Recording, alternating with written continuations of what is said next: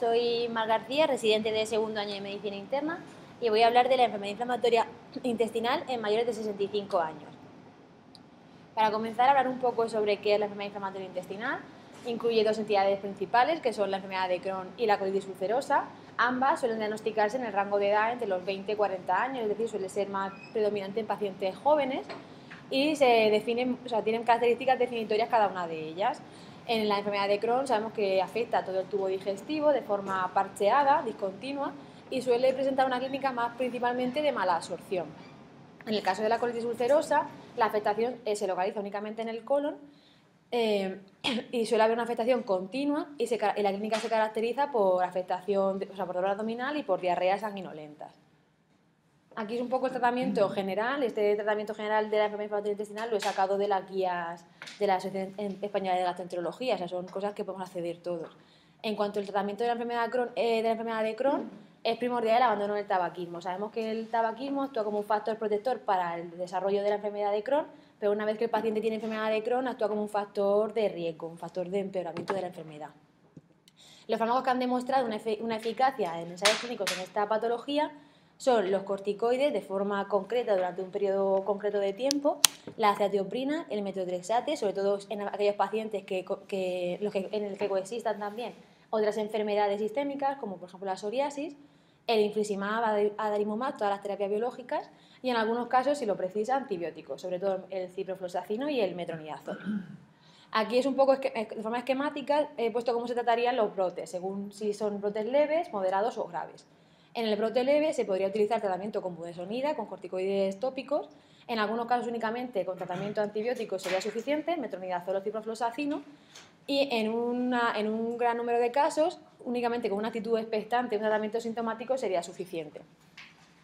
En el caso de un brote moderado, se podrían emplear corticoides y la terapia biológica, infliximab o adalimumab, ya que además de ayudar a la remisión, permiten el tratamiento a largo plazo y evita los brotes repetidos. Y en un brote grave, para diferenciarlo un poco del brote moderado, que a veces es difícil, se hace principalmente si precisa ingreso hospitalario. En estos casos es muy importante descartar una complicación infecciosa, bueno, todo lo es, pero en este caso más. Y el tratamiento sería pues un poco como lo que he comentado anteriormente, con los fármacos eficaces, que han demostrado eficacia. En cuanto a la colitis ulcerosa, se trata según la actividad, y para evaluar el grado de actividad del paciente, del brote, se utilizan varias escalas, sobre todo la principal es el índice de Mayo, que tiene en cuenta varios ítems: la frecuencia defecatoria, el sangrado rectal, la afectación de la mucosa, que se vería por endoscopia, y una valoración clínica médica. El tratamiento, pues estos esquemas los he sacado de la guía como tal de tratamiento. Y quería simplemente destacar pues, que en el tratamiento de los brotes de la colitis ulcerosa se utilizan los salicilatos, la mesalazina. En el Crohn no se utiliza, sí que ha demostrado más eficacia sobre todo en la colitis ulcerosa. Y la verdad es que durante el rotatorio digestivo la mesalazina se utiliza únicamente en la colitis ulcerosa. Aquí vienen las pautas de tratamiento, más o menos, esto ya es extenso. Y quería destacar, en cuanto a las medidas generales del tratamiento de la colitis ulcerosa, dos cosas que me han parecido muy interesantes. Una de ellas, que hay que mantener la dieta oral siempre que se pueda. Es decir, cuando un paciente con colitis ulcerosa tiene un brote con dolor abdominal, diarrea sanguinolenta, yo creo que la actuación más intuitiva sería dejar al paciente en dieta absoluta. Pero se ha demostrado que el mantener la dieta, la nutrición enteral, mejora no solamente la remisión del brote, sino que también el desarrollo posterior, el seguimiento posterior de la enfermedad. Y luego, si sospechamos un brote de colitis ulcerosa, está indicada realizar una rectosigmoidoscopia sin preparación para evaluar, sobre todo para descartar complicaciones infecciosas como el CMV. Eso era un poco simplemente para ver cómo se trata en general y tener en cuenta que la enfermedad inflamatoria intestinal suele ser más una enfermedad de jóvenes, entre 20 y 40 años. Ahora, yo voy a hablar de la enfermedad en mayores de 65, que son los que nos interesan a nosotros. En cuanto al diagnóstico de enfermedad inflamatoria intestinal, entre el 10 y 15% de los pacientes tienen más de 60 años, bien porque se diagnostican a partir de esta edad o porque son pacientes que se diagnosticaron jóvenes y han sobrevivido. Sin embargo, como en los pacientes de más de 65 años con dolor abdominal, diarrea sanguinolenta, existen cuadros mucho más frecuentes, existe un retraso en el diagnóstico de unos 6 años en comparación con 2 años en los pacientes jóvenes. En cuanto a la clínica, decir que suele ser similar a la de los pacientes jóvenes, aunque tiene algunos matices, como son que en la enfermedad de Crohn suelen tener brotes de afectación colónica, Y en la colitis ulcerosa suelen debutar o presentar brotes con proctitis y colitis ulcerativa izquierda. Al ser una enfermedad no muy frecuente en los pacientes mayores, nos exigimos hacer un diagnóstico diferencial, en el que aparecen todas estas patologías que voy a explicar un poquito mejor en la siguiente diapositiva. El diagnóstico diferencial principal es con la colitis isquémica. El diagnóstico que se realiza con todas estas pruebas de imagen, endoscopia, y hay estudios, por ejemplo, el estudio de Brand, en el que se incluyeron pacientes con colitis isquémica en las que hasta un 50% se diagnosticaron mal de enfermedad inflamatoria intestinal, es decir, en realidad tenían colitis isquémica. En cuanto a la clínica, el brote suele ser más larvado, que con una colitis isquémica tiene mucho dolor, tiene mucha mayor afectación. La segunda entidad patológica a descartar es la enfermedad diverticular. Estas dos enfermedades pueden coexistir y un brote de diverticulitis se puede confundir con una enfermedad inflamatoria intestinal y al revés. Incluso pueden presentar complicaciones típicas de la enfermedad de Crohn, como son la perforación, abscesos o fístulas. Luego habría que hacer también diagnóstico diferencial con la colitis infecciosa, sobre todo con el Clostridium difficile, y bueno, luego por radiación y por AINES, que son entidades un poquito menos frecuentes. En cuanto a la clínica, esta es una tabla que diferencia la clínica entre los pacientes mayores y los pacientes jóvenes, y luego abajo un poco de diferenciación en cuanto al tratamiento, pero que lo explicaré más adelante. De esta tabla he querido resaltar varios puntos que me han resultado también importantes. Uno de ellos es que la progresión de la enfermedad suele ser más larvada en los pacientes ancianos con respecto a los jóvenes, pero los brotes son mucho más graves y más invalidantes. Y luego el último cuadro, el de aquí abajo, el grande, se ha visto que hay un incremento, o sea, que hay un aumento del riesgo de desarrollar cánceres, sobre todo algunos asociados a tratamiento. Por ejemplo, en el uso de las tiopurinas hay un aumento de desarrollar linfoma no Hodgkin y cáncer de piel no melanoma, y con los anti-TNF de melanoma. En cuanto a la clínica de la enfermedad de Crohn, pues como he comentado antes, presenta una clínica más larvada, menor dolor abdominal, menor diarrea. En cuanto a las complicaciones, suelen presentar menor proporción de complicaciones en los pacientes mayores con respecto a los jóvenes, un 30 frente a un 50%, con excepciones como el megacolon tóxico, que suele verse más en los pacientes ancianos.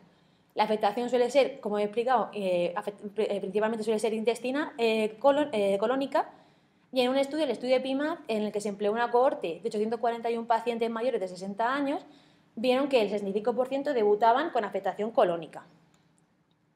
En cuanto a la colitis ulcerosa, lo mismo, bueno, no es lo mismo, pero bueno, que incluso suele ser también más larvado, más benigno, con menor rectorragia, menor dolor abdominal y diarrea. La localización suele ser la proctitis y el colon izquierdo, y aquí tenemos algunos estudios. Por ejemplo, en la Organización Mundial de Gastroenterología vio que el 42% de los pacientes de más de 60 años debutaban con proctitis, respecto al 33% en los menores de 60. Y en el estudio EPIMAD que he mencionado anteriormente, vemos también cómo destaca la proctitis y el colon izquierdo frente al resto de afectaciones. Y la recurrencia es menor en ancianos, pero suele ser más grave e invalidante. En cuanto a la necesidad... Esto se ha ido para atrás. En cuanto a la necesidad de hospitalización, decir que existe un riesgo aumentado mayor frecuencia de hospitalización, mayor riesgo de complicaciones, debido sobre todo a la comorbilidad del paciente, a la polifarmacia, que suelen tener menor frecuencia de complicaciones y que en el caso de que necesiten cirugía, pues obviamente el postoperatorio se ampliará mucho más.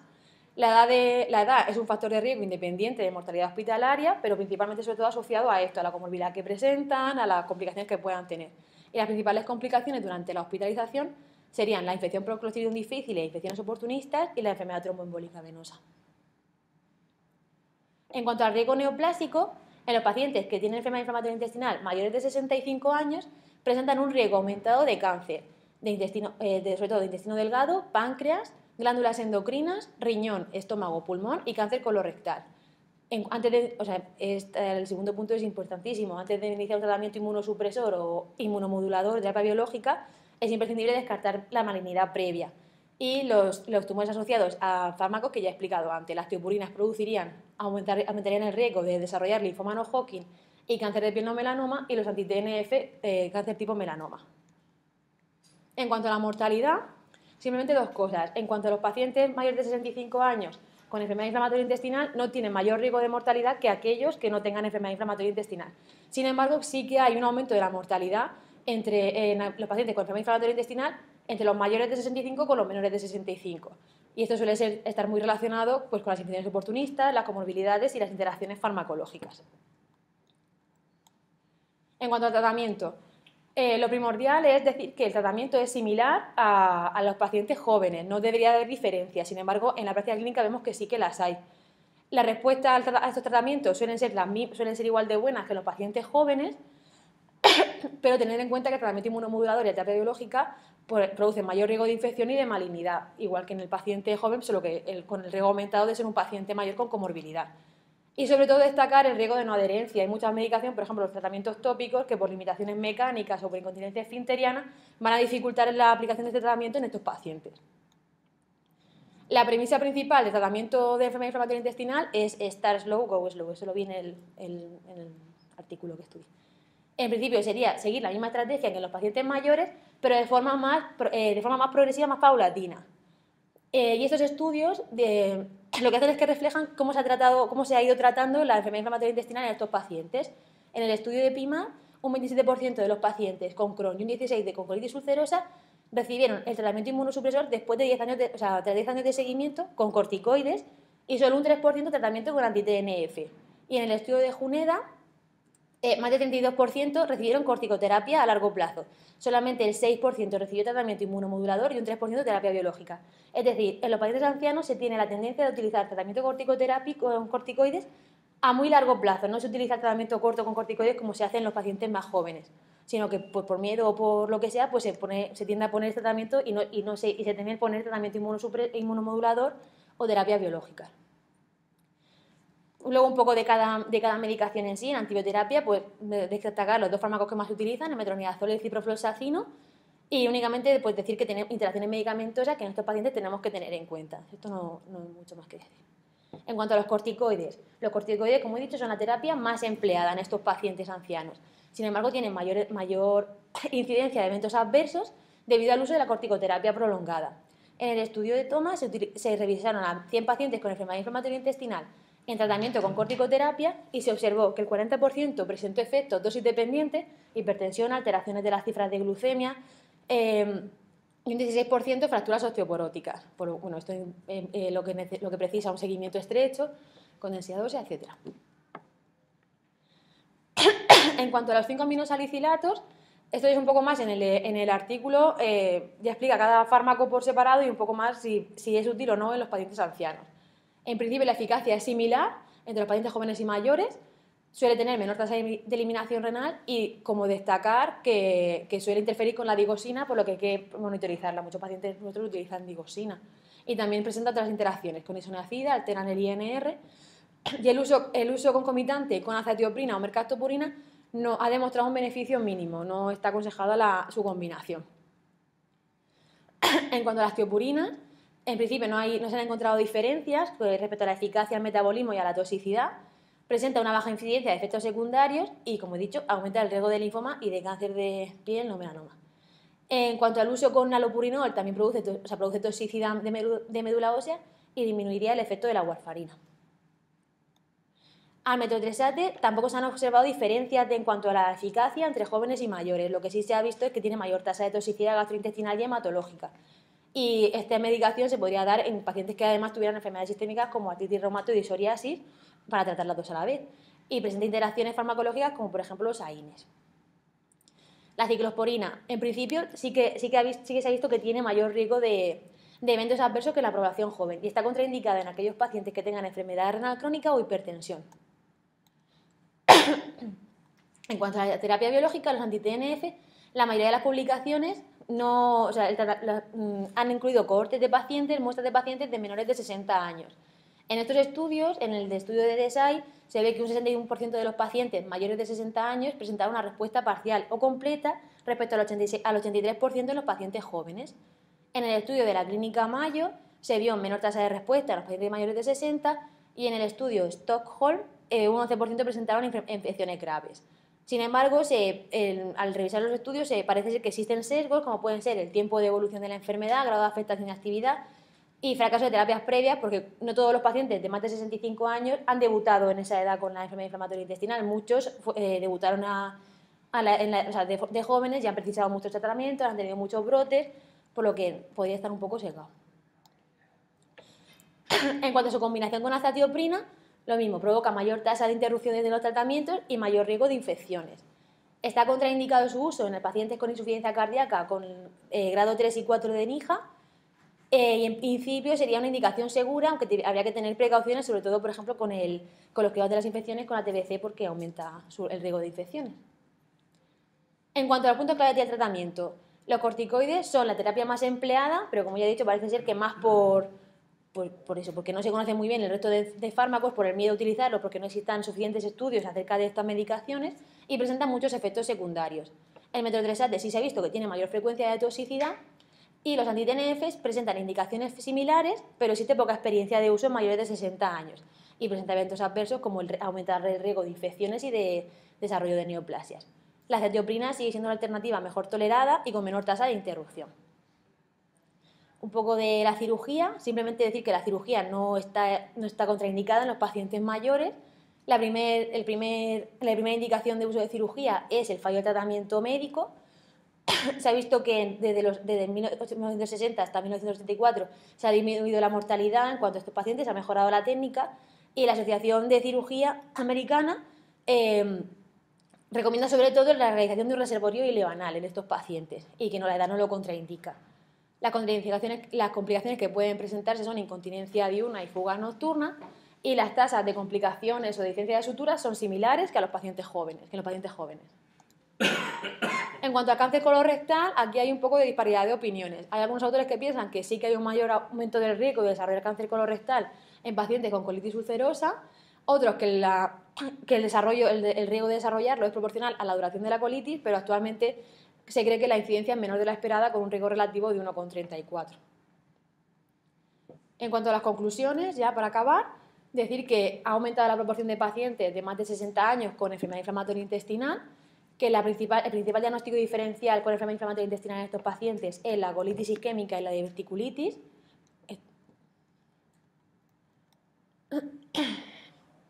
Que la clínica suele ser similar, con la particularidad de que la enfermedad de Crohn afecta sobre todo al colon y la colitis ulcerosa, proctitis y afectación izquierda, que existe un riesgo aumentado de desarrollo tumoral, que la edad es un factor de riesgo de mortalidad independiente, sobre todo asociado a la polifarmacia y a la comorbilidad, y que la edad no es un motivo de exclusión en los estudios de tratamiento, la premisa de cómo habría que tratar a los pacientes y que la combinación de los fármacos inmunosupresores aumenta el riesgo de infecciones y de neoplasias. Y ya está, muchas gracias por la atención.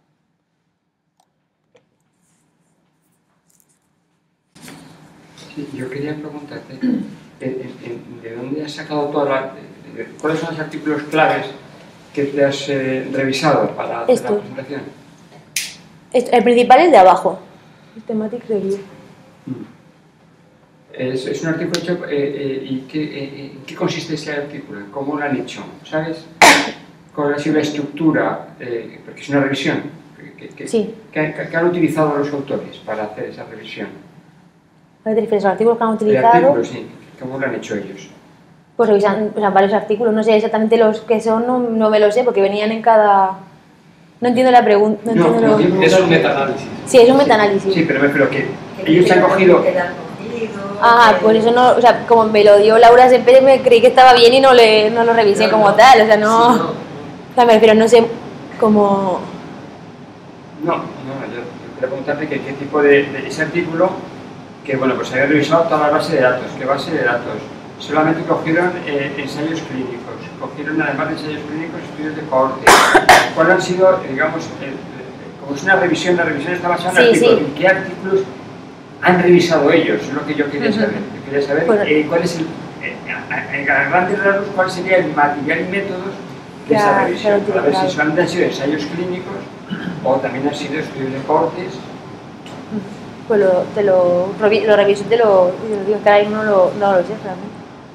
Luego han dicho varias veces que muchas de las conclusiones que sacan no pueden ser muy válidas porque no tienen en cuenta a lo mejor los pacientes diagnosticados cuando son ancianos de enfermedad inflamatoria intestinal con respecto a los pacientes que fueron diagnosticados en edad de los 20 o 40 años, ¿no? Que son la edad, y que llegaron a los 65 después de múltiples complicaciones. Sí.